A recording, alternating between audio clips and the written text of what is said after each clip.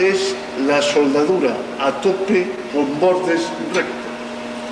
Para ello dispondremos de dos chapas de 3 o 4 milímetros de espesor por 40 de anchura y 3000 de longitud aproximadamente, u otro material que tengáis a mano similar.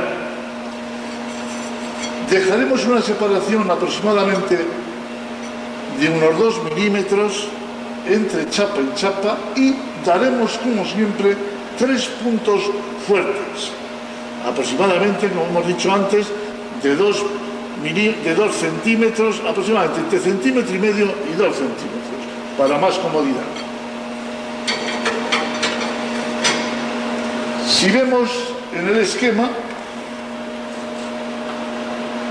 veremos el canto de las piezas con el perfil ya del cordón realizado y la denominación. Y en la otra serían los 3 puntos que hemos realizado en la chapa.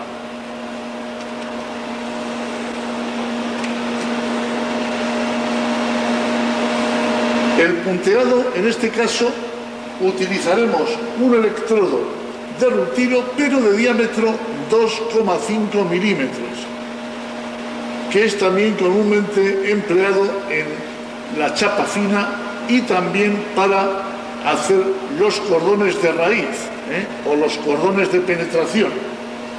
Entonces cambiaríamos el electrodo al portaelectrodos y colocaríamos bien sujeto el electrodo de 2,5.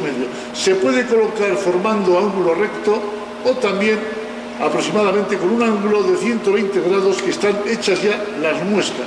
Esto es para darle más comodidad al brazo, con el fin de elevarlo más o elevarlo menos. Y también para poder consumir a veces al máximo el electrodo, puesto que a veces nos hace cambiar el ángulo de inclinación cuando se va consumiendo poco a poco, porque nos pega en la mesa o en la propia pieza.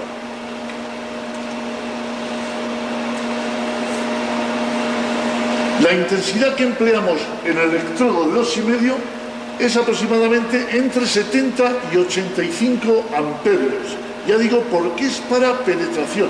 Y este cordón solamente se va a hacer con un solo, este ejercicio se va a hacer con un solo cordón. Quiere decir, puesto que no da el espesor para más.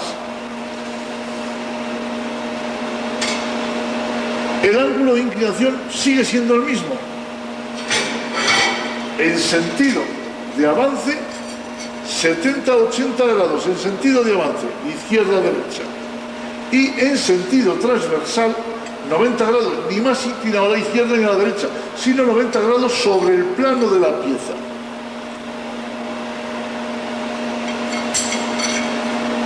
En este caso, puesto que vamos a hacer un cordón con penetración, sí que nos importa el movimiento que debemos aplicar al electrodo, y es un movimiento circular, dando, vamos a decir, abriendo y cerrando, produciendo la lágrima, como hemos dicho en prácticas anteriores, y abriendo a la vez y cerrando, para que el material pase para abajo y fundir lo máximo que podamos. En caso que viéramos que no era suficiente con esa soldadura, pues sí le echaríamos un segundo cordón por el reverso.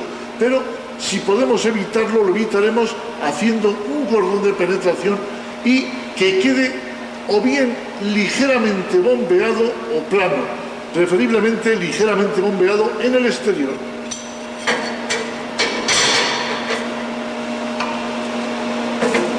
La longitud de arco exactamente igual.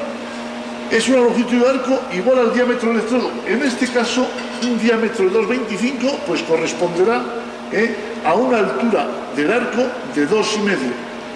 Si es de 3,25, 3,25. Si es de 4, 4 milímetros.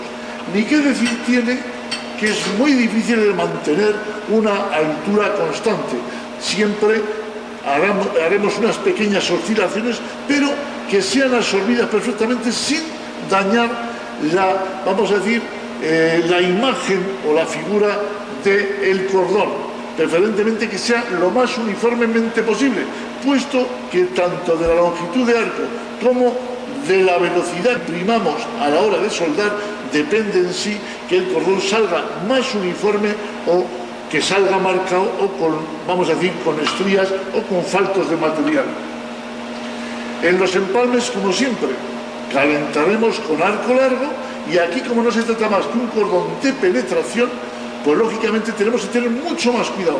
Hasta que la gota no sale perfectamente líquida, no metemos el electrodo para empalmar y rápidamente estaremos un poquito más tiempo para abrir la gota o lágrima con el fin de que la penetración sea lo más uniforme posible.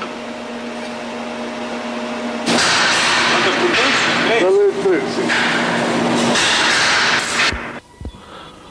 Vamos a realizar la práctica número 3, que consiste en una soldadura a tope de bordes rectos y en horizontal.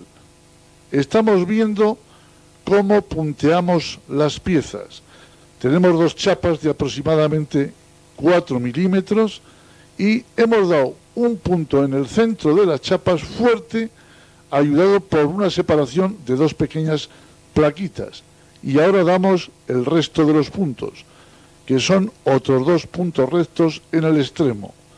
Si hubiera quedado un poquitín abierta o cerrada, nos ayudaríamos con un golpecito y un martillo, para que la separación es muy importante, que quede por igual como ha quedado en la presente pieza. Vamos a ver el punteado de otra pieza y vemos las dos chapas aludidas y punteamos primero en el centro, un punto que sea fuerte. Soldamos en una esquina y pasamos a la otra en un pequeño balanceo, que no sea muy deprisa, para que el punto quede bien unido.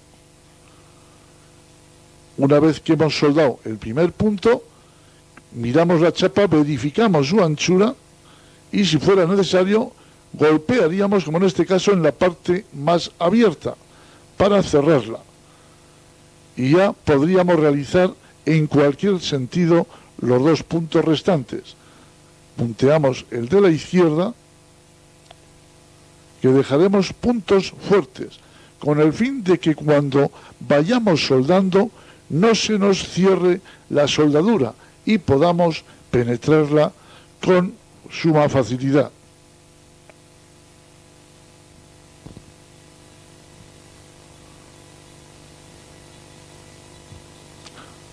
Picamos la escoria y ya tenemos dos probetas para realizar la soldadura.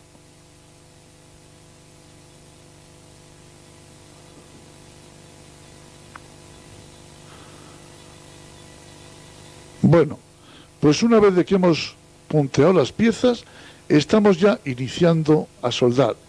Recordar que esta soldadura la realizamos con un electrodo de 2,5 milímetros y aproximadamente con una intensidad entre 65 y 85 amperios. Va a depender de ello de la separación que hayamos dejado en la pieza y también de la pericia del soldador. Os dais cuenta que vamos dándole un movimiento en sentido giratorio, como las agujas del reloj. Esto es ni más ni menos para hacer un pequeño cráter o una pequeña lágrima que le denominamos en soldadura, para que la pieza sea penetrada por el reverso.